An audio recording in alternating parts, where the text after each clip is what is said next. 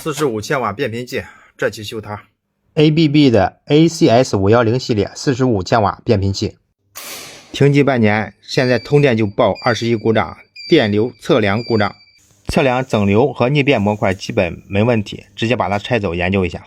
把这个大家伙拆开，我的桌子都快盛不下了，里边16个大电容，3相电从这边输入，经过整流模块，然后出来正负极。这2根线啊，这一根正一根负，它是并联的啊，是2根线。然后到下边电抗器，然后呢，通过电抗器之后又从这边出来了，也是这4根线，一个正一个负。这2个蓝色的是电流检测护耳，这边加上一个540伏的电压啊，变压器出来的。咱们给它通电，先看一下电流检测护耳静态输出电压是多少，正常应该是0伏。看这个就不对， 1.9 伏，这是 W 项的。然后再看另一个，这是 U 项的，这个就正常0伏。咱们要把主板拿下来，把电流检测护耳拆下来进一步测量。这上面螺丝挺多的啊，开的时候一定要拍个视频，防止装的时候装不回去了。现在用2个稳压电源都调到15伏，这边也是15伏，给它供个正负15伏的电。然后呢，红表笔在这里测的是输出端的电压，黑表笔在这儿。